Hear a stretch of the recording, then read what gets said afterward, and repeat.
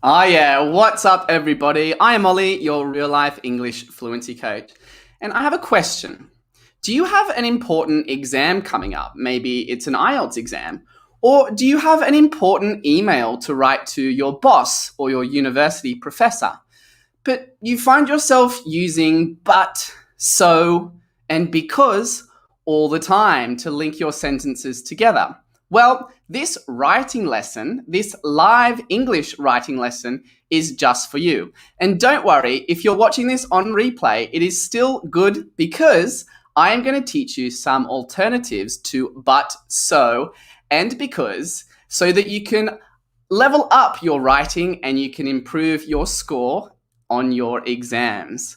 Okay, what's up, everybody? If you're new here, I want to let you know that every week we help you understand fast speaking natives, be understood by anyone, and connect to the world. And I want to give a shout out today to Zara, who watches my live lessons all the time. She watches the lives all the time, which is great. And she said last week that she really appreciates the live lessons because they are funny and they are interesting for her as a learner. So if you want to get shouted out in next week's live, make sure you leave me a comment and tell me why you love this live English lesson. All right, it's great to see so many people. I saw people from India. I saw people from Iraq. I saw people from Spain, Brazil, lots of people from around the world. I want to say hello to Nira. I'm sorry about the pronunciation, but I know you're in our fluency circle, which is awesome. From Brazil, we have hi from India. That's fantastic. Nira is from Brazil. Zara says, oh yeah, glad to see you, Ollie. It's so good to see people commenting. And I saw a comment earlier. Let me just find it. It was amazing. It says that we're so special that we can connect to different people from around the world. And that was amazing. So I'm really excited to welcome everybody here today. And if you're watching on live, if you're watching on replay, excuse me, don't worry, because you are going to learn so many skills that are going to take your writing to the next level. Okay, first question, does anybody have an exam coming up? Whether it's an IELTS exam, whether it's a TOEFL, whether it's a CAE or one of the Cambridge exams. Anyone have an exam coming up? Because writing is an important skill. And quite often, teachers neglect. Teachers don't focus on writing in the classroom. And this is not good for your development as a student and as an English speaker. Because if you can write clear and concise sentences in English, you are going to improve your overall level of English because you're going to learn the structure of sentences and then you can use that to speak English correctly. So we're going to focus on that today. We've got, yes, I have an ELT exam coming up. We have a TOEFL and TOEIC exam. I have a lecture exam. I'm not sure what you're referring to, but I'm sure that sounds fantastic. I took this CAE in 2019. Thank you for watching on Facebook. So it's great to see so many people have exams. So this is really going to help you. So let me show you what we are going to focus on today. So what you'll learn, let me make myself bigger. Let me know if you can see this. So what you'll learn, as I said, alternatives to but, so, and because. You're going to learn the punctuation, comma, full stop, where they go in a sentence. Because if you don't use the punctuation correctly, then they are unfortunately incorrect. You'll also learn whether they are formal or informal, because sometimes you can't use the alternatives to but in informal situations when you're with your friends, because your friend might look at you and say, I'm sorry, why are you talking so formally with me? So it's really important to know whether they're formal or informal. And lastly, we have a quiz as well. And I have a bonus quiz for you. So make sure you watch all of this lesson to find out what that bonus tip is. Are you ready? Yes, we are. We have Anissa from France. I saw you last week or the week before on the live. So it's great to see everybody here. Hello, Ethan. I'm Ollie, but hello, Ethan from the Philippines. Awesome. We have Pedro saying hello.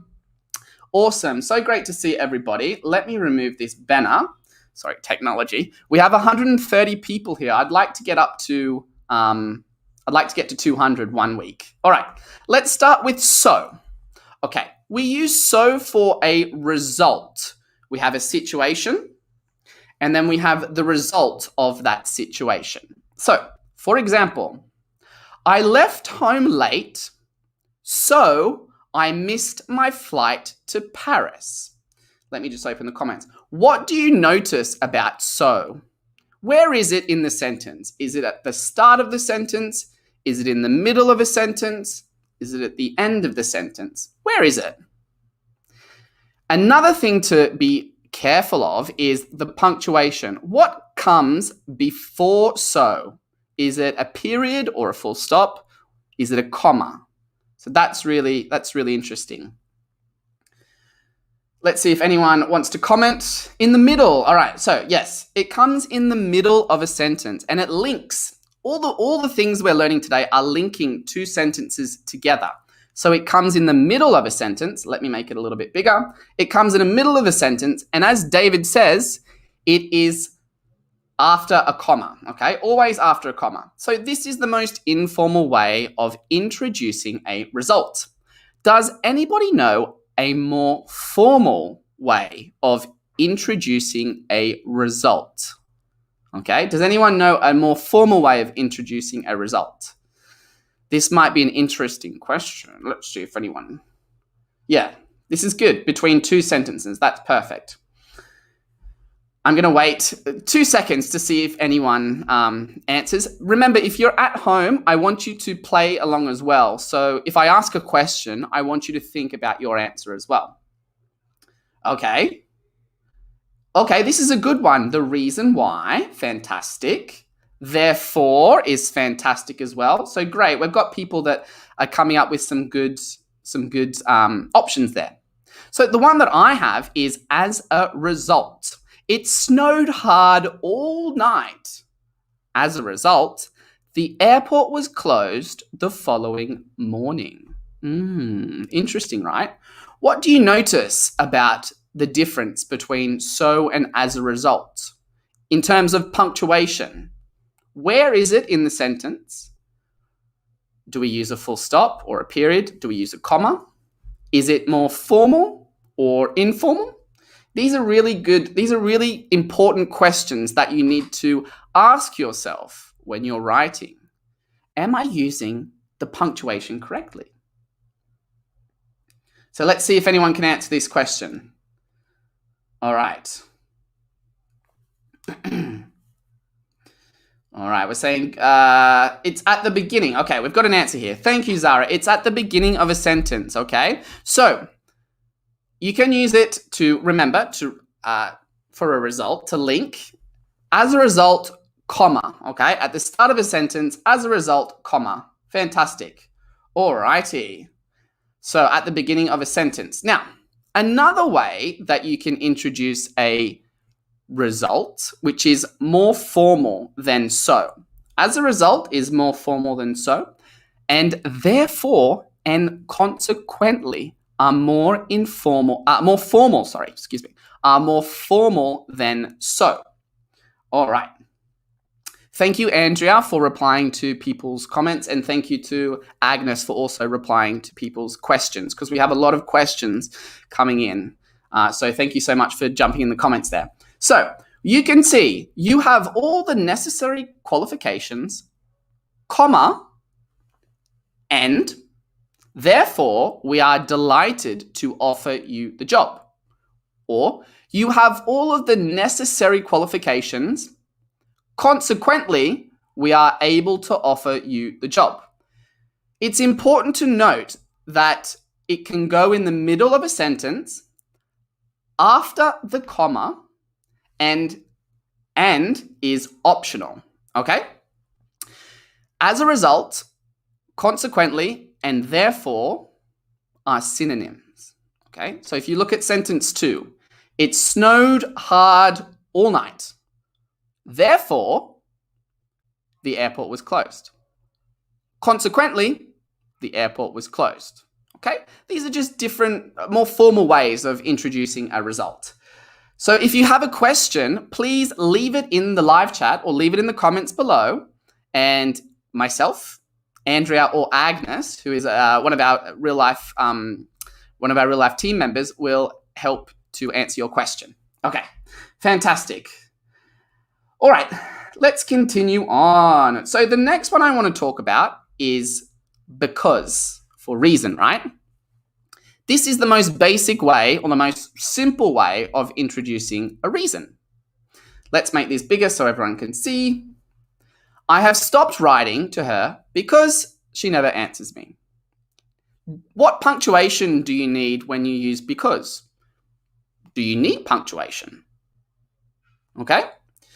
So I have stopped writing to her because the reason is she never answers me. Okay. The reason is she never answers me. All right. Yes, it can. Therefore can be used in the middle, but you need to follow it after a comma. I might answer those questions later. Yeah, this is really good. Oh, where did it go? No punctuation, okay? With because, when you introduce a reason, you don't need punctuation. Thank you, Anissa, for your contribution there. Does anybody know some synonyms for because? There are 2 synonyms that I have that I'm going to show you. Does anyone know a synonym for because? I have stopped writing to her. She never answers me. What is a synonym for because? Beautiful. Well done, Lucy. Since. Excellent. There's one more. Good, Greta. I see since here as well. There's one more. It's 2 letters.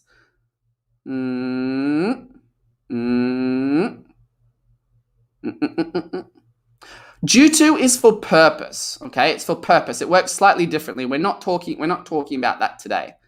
I'm going to help you. As or since. And these are more formal ways of using because. So you might see this in books that you read. You might see this in newspaper articles. You might see this in emails. But you would probably hear because more in spoken English. Okay? Awesome. All right. Let's continue on. So this is a different way of using because for a reason. The flight was delayed because of the weather. So it's important to note, in the first example, I have stopped writing to her because she never answers me. We have 2 clauses. Clause 1, a clause is a sentence with a subject and a verb. I have stopped writing to her. She never answers me. There's your 2 clauses. In the second sentence, we only have 1 clause. Okay, because of. What type of word is after because of? Is it a noun? Is it a verb? What do you think? What word comes after? Don't worry about bad. That's the adjective that describes it. What is weather? Yeah, good. We got it. Woohoo! Okay, noun. Because of noun. Okay?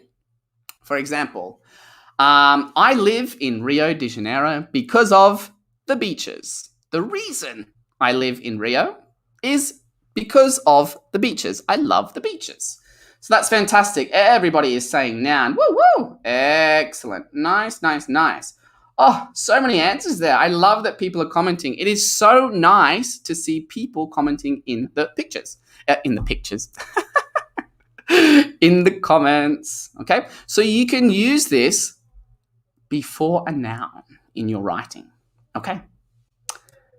Oh, I lied. We are using owing to and due to. And the reason we're using it here is because it works a little bit different to because, as, and since. It means reason, but the punctuation or the grammar is a little bit different. Why is it different? Let's have a look at the sentence. The flight was cancelled owing to bad weather. The flight was cancelled due to bad weather. Okay. What is similar between owing to and because of? What is similar between owing to and because of? Or due to? They're synonyms, okay? Because is overused but always works. Exactly, it's overused. That's why I'm teaching you some alternatives. So if you're playing along at home, I want you to tell me why owing to and due to are similar. Exactly. And this is the answer. They are both before a noun, okay? So I can't say, I have stopped writing to her due to she never answers me. It's incorrect. It's wrong. When you use owing to or due to, you must have a noun after it. Okay? Very simple. There are more formal ways of introducing reasons, but it's important to know the grammar and what word comes after. So I'm really excited that everybody, let's build our vocabulary, that everybody is doing well here. Okay, before we continue, I want to let you know that we have a free 3-part power learning series. So if you want to take your English to the next level and practice learning with us, then you should check out our free 3-part power learning series. The link to this power learning series is in the description below. So after this lesson, you can start the power learning lesson and you're going to absolutely love it. You're going to learn cultural context, you're going to learn pronunciation, and you're going to learn lots of great things that will help you go beyond the classroom so you can start living your English. Okay, let's continue. Okay. The last one that I want to talk about is but, and this is for contrast. And but is the most simple way of introducing something you like or something you don't like, all right? So for example, we enjoyed the concert, but we didn't have very good seats. So we enjoyed the concert, good thing, but we didn't have very good seats. Something that I always use in my classes because everyone understands it is, I like chocolate, but I don't like vegetables. That's a lie, but you can see that I'm trying to create contrast. What are the punctuation rules with but? Can you use it at the start of a sentence? Can you use it at the end of a sentence? Or do you have to use it at the middle of a sentence? In the middle of a sentence, excuse me. Before we go on, still confused about due to. Due to works exactly the same as because. It's more formal, and you must use a noun after due to. Okay? I missed my flight due to I didn't catch the flight due to the bad weather. Okay? Weather is the noun there. Alrighty. Oh, let's go back up. Okay, fantastic. So we've got the middle of a sentence. Yeah, you can see comma, but. All right. Does anyone know more formal ways or more advanced ways of introducing contrast? I've seen a few comments here already. Even though, yeah, we're going to see even though in a second, which is great. Middle after comma, that's describing the noun, how but is used, which is great. Okay, so we've got though as well. That's fantastic. All right, let's have a look at that, shall we? So, let's make that bigger. We enjoyed the concert, full stop. However, we didn't have very good seats. We enjoyed the concert, full stop, or period. Nevertheless, we didn't have very good seats. Okay, so however and nevertheless, synonyms, and they are more formal than but. So in your IELTS exam, when you're writing contrast, use however, use nevertheless. You can use but don't overuse it, because one of the marking criteria in the IELTS exam is to use a variety of discourse markers. These are discourse markers, linking words. So the more linking words, the variety you can use, the better. So it works at the start of a sentence to link back. Okay, we enjoyed the concert. However, we didn't have many seats. So however, therefore, link back to the first sentence. Okay, more formal. Another way that we can do this is with although, even though, and though. We enjoyed the concert, although we didn't have very good seats. We enjoyed the concert even though we didn't have very good seats. We enjoyed the concert though we didn't have very good seats.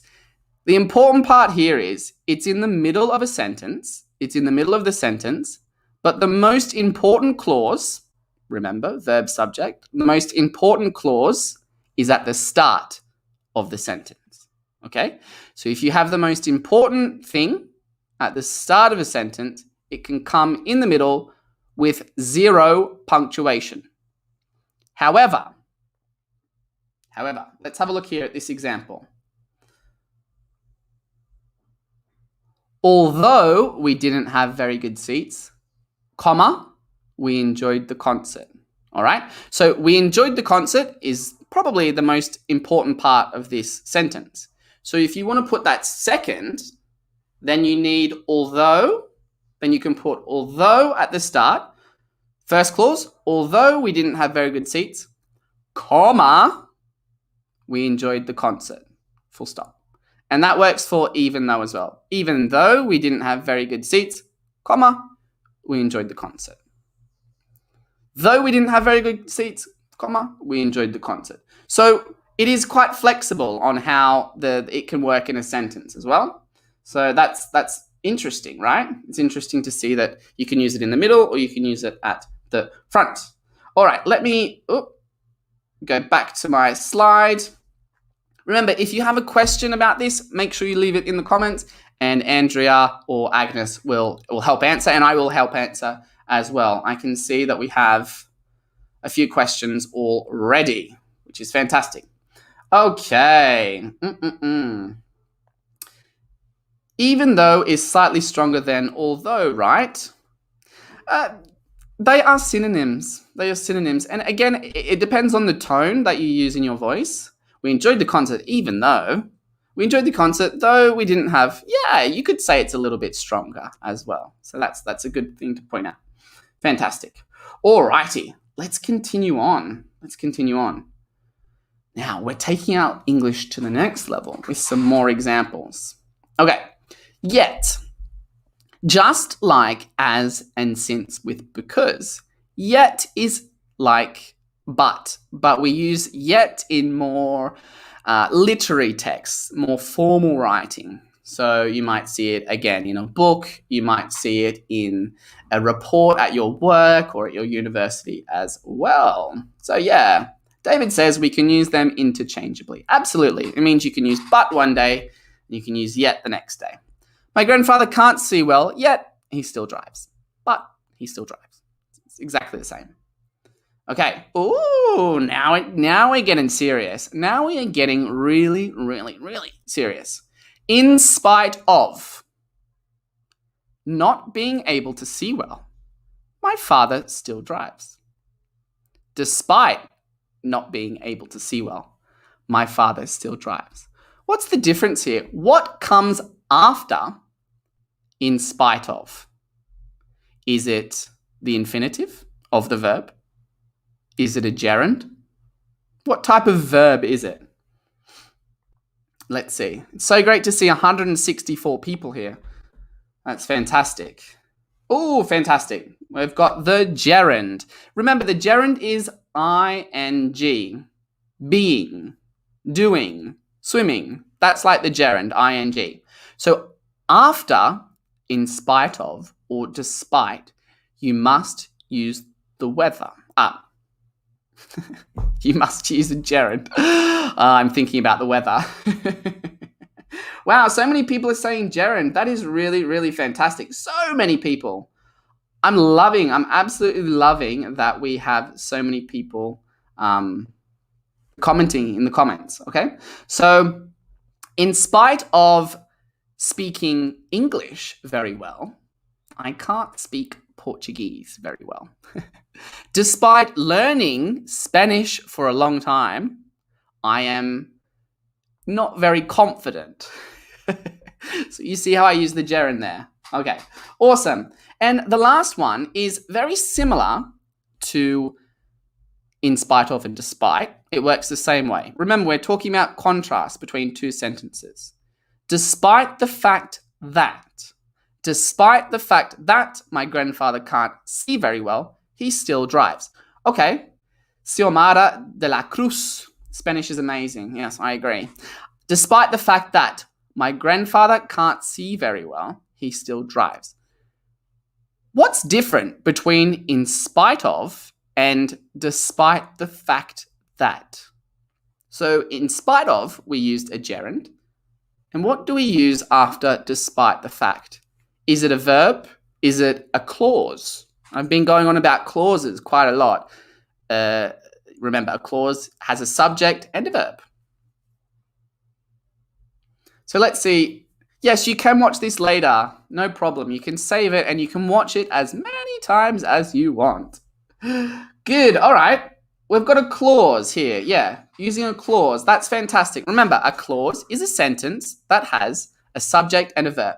What is the subject of this sentence? In case people don't know what a subject is, what is the subject of the last sentence? Is it can't?